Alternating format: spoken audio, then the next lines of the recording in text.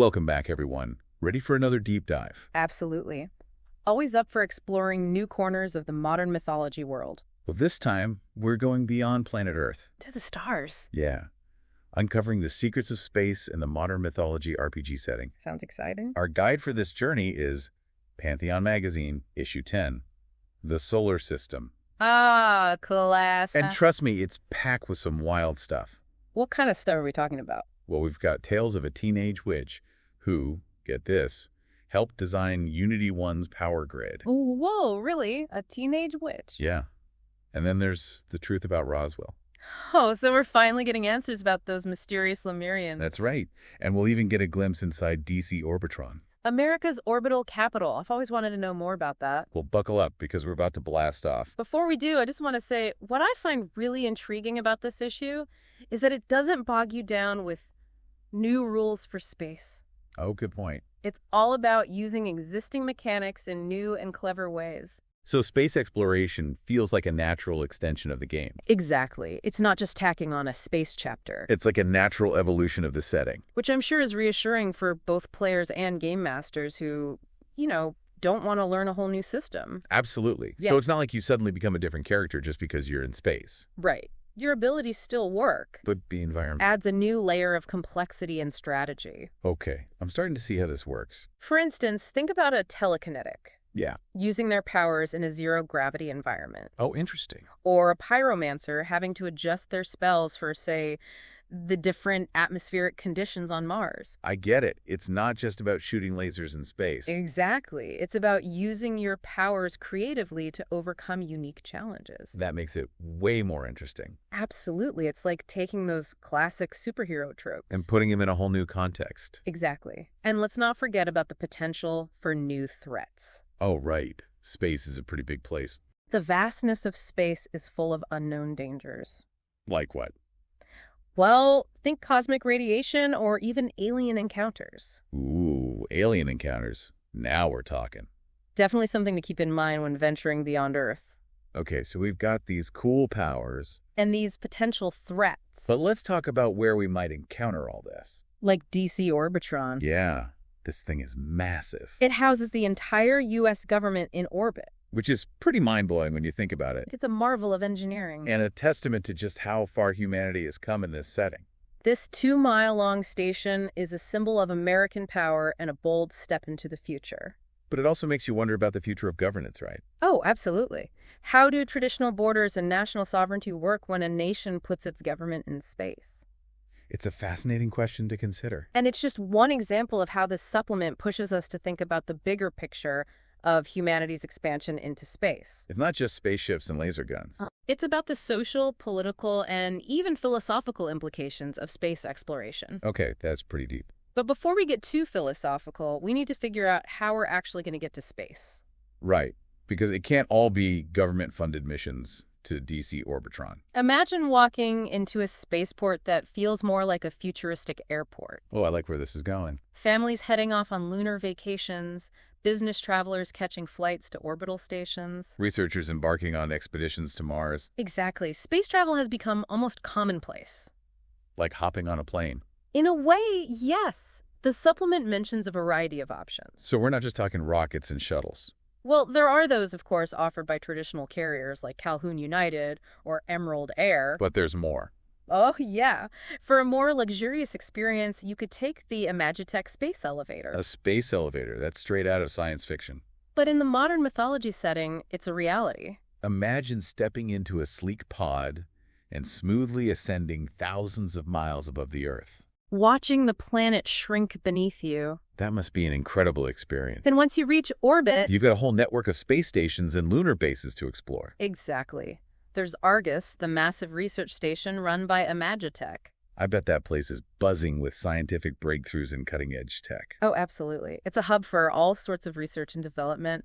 Imagine labs dedicated to everything from artificial gravity to advanced robotics. Wow, so it's like the scientific heart of this spacefaring society. And then there are the lunar bases. Like Unity 1 and Armstrong Base. It's fascinating how the supplement portrays these different approaches to lunar living. Yeah, we touched on that earlier. You've got Unity 1 with its focus on peace and progress. Almost utopian, right. Exactly. And then there's Armstrong Base, Much more militaristic. focused on resource extraction and defense, Two sides of the same coin. reflecting the different priorities and ideologies that exist, even as humanity ventures into space. It makes you think about how human societies will evolve and adapt as we expand beyond Earth. Will we carry our earthly conflicts with us or forge a new path?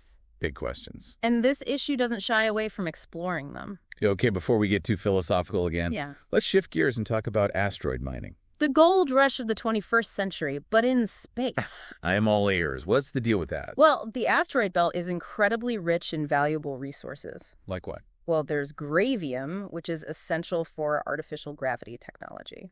So controlling gravium is a big deal in this setting. It's not just about getting rich. It's about strategic advantage and power. Exactly. So it's like a space-age scramble for resources. With corporations and nations vying for control. And that creates a whole new set of challenges and opportunities for players and game masters to explore. I can imagine. Think about a group of adventurers trying to protect a mining operation from pirates. Or infiltrating a corporate space station to expose a conspiracy. The possibilities are endless. And the stakes are high. Okay, I'm officially hooked on this asteroid mining thing. But before we get lost in the asteroid belt, I think it's time we head over to Mars. Mars, humanity's next frontier. Tell me everything. Well, Roddenberry Base is presented as the main human settlement on Mars. Named after the creator of Star Trek. That's right, and it really embodies that same sense of optimism and belief in human exploration. It sounds like a beacon of hope in a harsh and unforgiving environment. Oh, absolutely. But Mars is undergoing a dramatic transformation. Terraforming. Exactly. Efforts are underway to alter the Martian atmosphere and environment. To make it more suitable for human life. Right, but this brings up some interesting ethical questions. Like whether we have the right to alter another planet so drastically. It's a big debate. Some believe we have a responsibility to terraform Mars and create a new home for humanity. While others think we should leave it untouched. It's a complex issue with no easy answers. But regardless of where you stand on terraforming, there's no denying the challenges of living on Mars. The thin atmosphere, the lack of liquid water, the constant threat of radiation and dust storms. Plus, the psychological challenges of adapting to a completely alien environment. It's definitely not for the faint of heart. But I bet it's incredibly rewarding to be a part of something so groundbreaking. There's a sense of pioneering spirit and a shared purpose among the colonists. It's like they're writing the next chapter in human history. But who knows what they'll discover along the way. Okay, we've covered a lot of ground today. From lunar bases to asteroid mining to Martian settlements. I'm exhausted just thinking about it all. Me too. Oh. But before we wrap things up, I have one burning question. Shoot. We've talked about technology and challenges and opportunities. What else could there be? What about magic? Ah, yes, magic. How does magic function in space?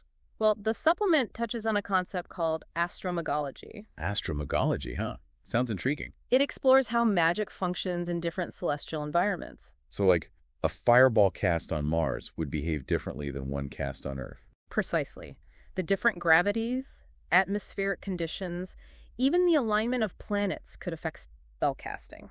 So a pyromancer on a low-gravity moon Would need to adjust their technique. and a telekinetic in the vacuum of space. Might have even greater precision.